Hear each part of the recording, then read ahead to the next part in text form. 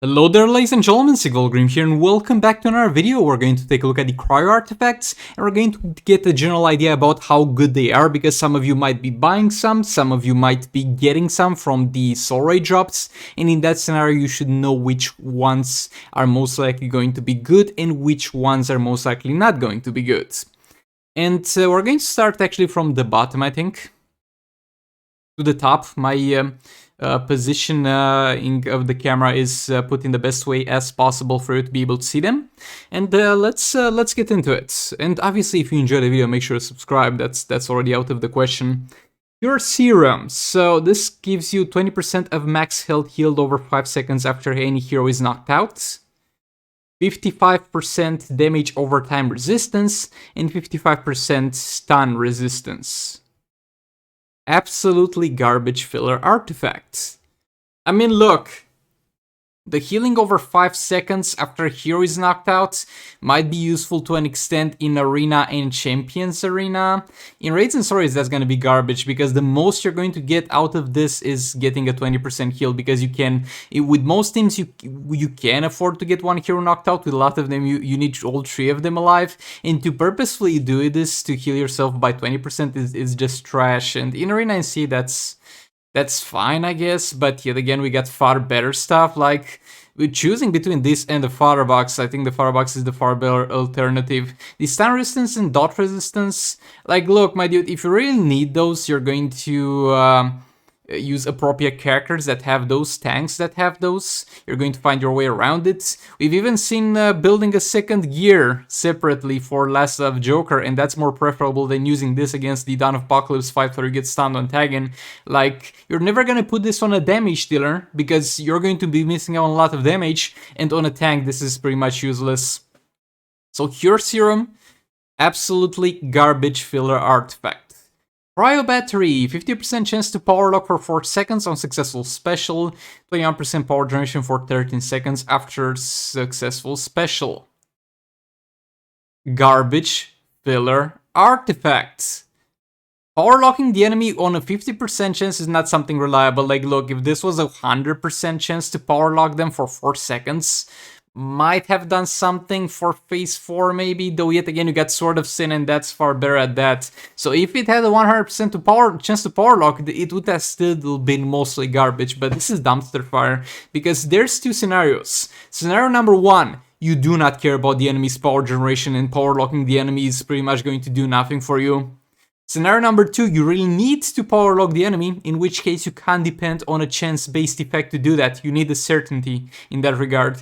And 21% power generation is absolutely dumpster fire. Okay, so far not so good. Let's move on. So, high-tech red goggles. 80% chance to apply blind for 15 seconds after successful blocking a special. 70% crit chance against blinded opponents. Absolutely garbage filler artifact. You're going to have your crit chance on your damn builds. You can't have your crit chance depending on you blocking a special. That's absolutely dumb and an absolutely stupid concept. Like, this is pretty much, it applies blind to the enemy, yeah, that's fine, but at the same time it's not something that's reliable, because blind is something that you're glad it's there, and is going to help you out if you mess up while the blind is active, but you're still going to do an active effort not to mess up. And a lot of the team's optimal gameplay is not going to involve blocking at the very least after we're past normal difficulty when you can combo interrupt stuff. I just can't see the use of this artifact. Absolute trash. Cryogenic hand held. Oh, okay, it's a handheld. That explains a lot. 50% chance to apply freeze for 3 seconds on each third successful basic hit combo. So every 3 hits you get a 50% chance. In theory, if that scales with fast attack chance, if you apply a fast attack hit, it should have a 100% chance, though we don't know if that's gonna be a thing, and a chance to steal 2 power bars from the opponent. Freeze is going to break as soon as you hit the enemy again, but yet again, if this stacks with fast attack hits, it might be a pretty good thing to infinite combo chain an enemy, but at the same time, since it doesn't give you any damage against that frozen opponent, it's gonna be absolutely garbage. Because you're not gonna find much of a use for this on a combo builder, and on a damage dealer you'd rather have something that gives you damage. This might be a decent artifact for Mr. Freeze actually, though I think there's far more optimal ways to play him, but this might do something for Mr. Freeze. So before sharing this, just try to Mr. Freeze and see how that goes, but it also looks absolutely garbage, I'm sorry. Freeze Grenade. Also, everything that was so far, you need to keep in mind, those are the bottom feeder artifacts because they are going to give you the lowest attack boosts. And they're especially useless here because you're going to pretty much not get the artifact bonuses split. So for those to be viable, they need to either provide very, very good passives that gives a lot of damage, which they don't, or very, very good supporting passives to be on a combo builder, which yet again, they don't really do that, my dudes. Okay, so let's move on. This is the mid-tier artifacts. Yet again, those need to be good if you want to use them on a damage dealer or on a combo builder, but they kind of pass easier for damage dealers because of these slightly higher attack and health buffs. So if you get one of those at high level, you might want to keep it until you get the Nora's Globe or the Thermal Gloves at a higher level. So regardless of what those do specifically, they might be good for you for a while just for the passive stats alone. So Freeze Grenade, 75% chance to apply Snowstorm on basic attack hits for 12 seconds. Snowstorm removes opponents' positive effects and prevents new ones from being added. Also disables opponents' random special. 180 attack against opponents affected by Snowstorm. And 60% chance to apply Freeze for 5 seconds after successful special. Okay, this might be decent for Captain Cold yet again. If you get this, try it on Captain Cold, see if it works. Well, if it doesn't, screw it. But at the same time, 180%, if that was additional damage, that would have been something. That's not the most amazing thing we've seen so far by any means, but that would have been something. But attack is absolutely trash, my dudes, because attack is calculated out of your base attack, and 180% base attack is not that much. Shazam gives you 100% attack, and we're going to ditch that for Red Hood as soon as we have something equal to a level 4 Firebox and Dawn of Apocalypse Soul Rates, because you're going to get more damage out of extending the fight with Red Hood. So this is slightly more than Shazam, so it's definitely something. It's gonna be only on opponents afflicted by Snowstorm, but since you have a chance to apply that on basic attack hits, I assume it will be always applied on the opponent pretty much. Though keep in mind, this is at max level, at lower level those will perform worse if that was even a possibility. The removal of positive effects, like, maybe will be useful in this soul raid because we don't know what the hard tier bosses will do exactly, but except for this soul raid, it's absolutely dumpster fire garbage. We haven't had any situation where positive effects on the enemy were a problem. Usually the negative effects that the enemy applies to you are the problem that needs solving. We had a very similar situation with something in Rise of Krypton where we got the Kryptonite Blade or something like that, which gave you additional damage or attack against opponents based on the amount of buffs they had, and that was useless as hell. So this looks a bit interesting, I'll give it that. Looks a bit interesting, most likely will not be too useful. Yet again, try to Mr. Freeze, see how that works. If it doesn't work, keep it for the passive stats or ditch it. CRYO Engine, 90% chance to apply Unbreakable on a successful special for 10 seconds. Also, I did not really think of the Freeze Grenade in the Arena and Champions Arena situations. I guess that's fine.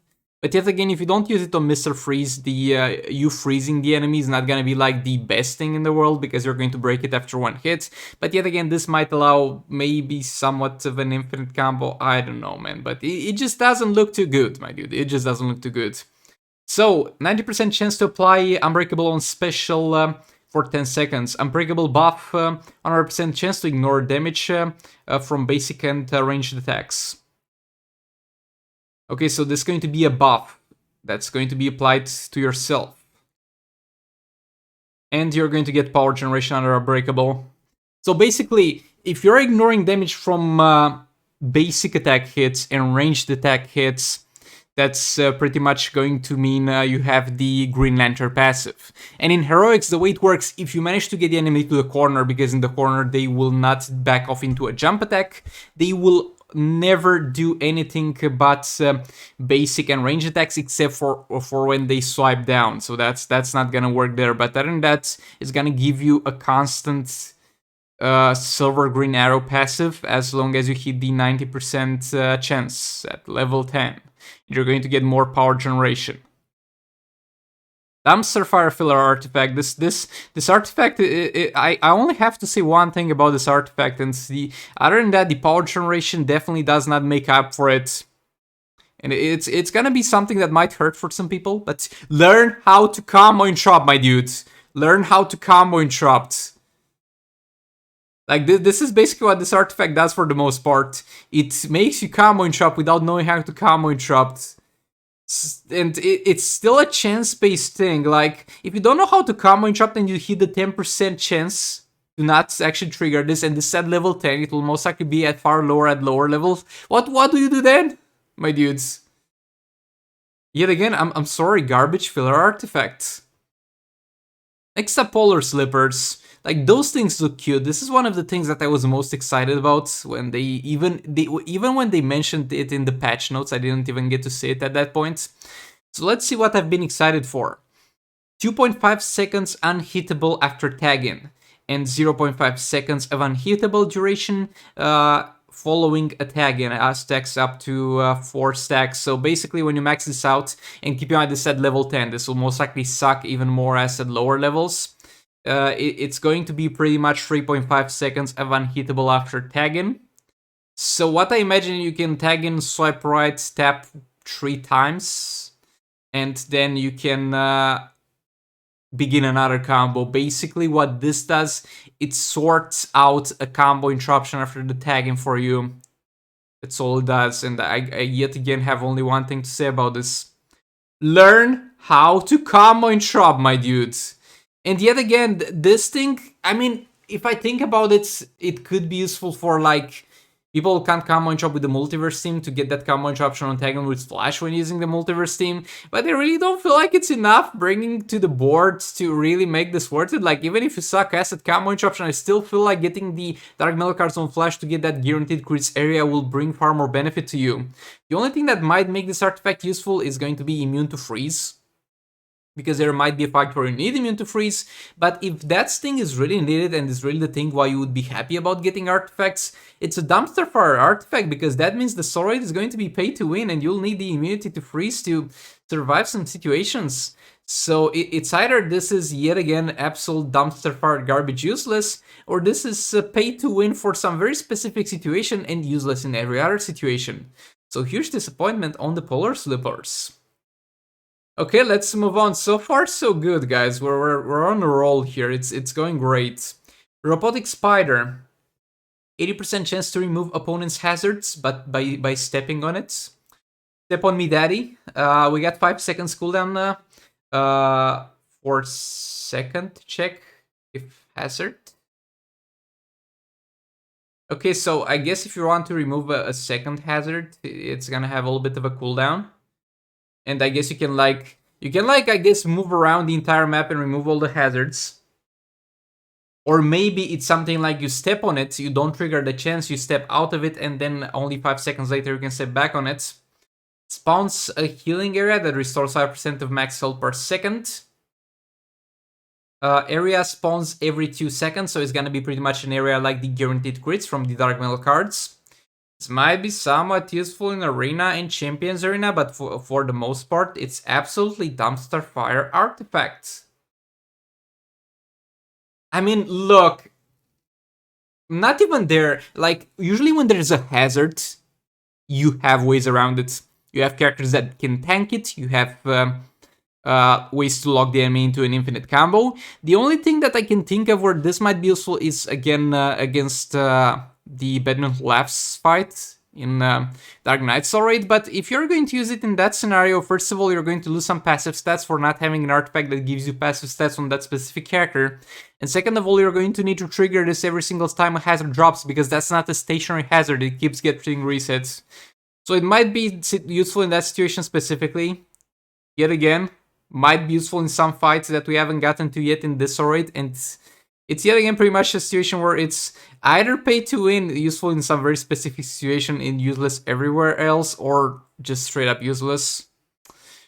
So yeah, so far so good. Only 2 artifacts left. We're on a roll, boys. We're on a roll. Okay, so Nora's Globe. This is actually, let's talk about Nora's Globe at the end, because we're going to talk about all the pay to get artifacts versus Therma Gloves. 100% chance to apply burn for 15 seconds upon tagging, on wearer's tagging, and 6% attack per basic attack and swipe against burning opponents up to 50 stacks. Look, this is by far the best artifact out of the badge. This is by far the best artifact out of the badge. Like, if the first thing about this artifact, the second passive, if the second passive did not exist, still a pretty damn good artifact. Because this is alongside Sword of Sin, okay? Alongside Sword of Sin. Though it sucks that it's a percentage, I don't know if it's a percentage chance at 100% at all levels, and the seconds are going to scale with the level, or if the seconds are a flat amount and it's the percentage chance decreases at all level. Because if you need level 10 to get you 100%, then it's not going to be reliable, and that will suck ass, will suck absolute ass.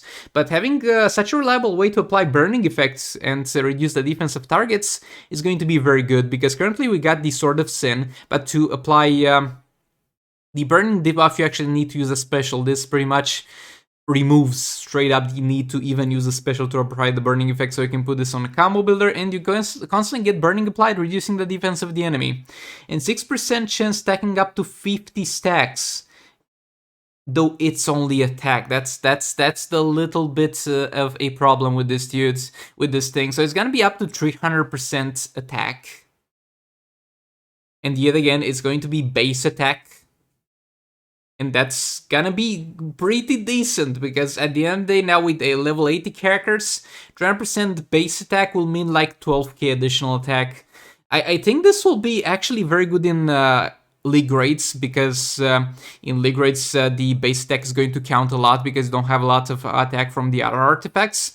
But it's good. It's medium towards good in terms of the damage passive, and the burning effect is going to be great, but might suck for lower levels.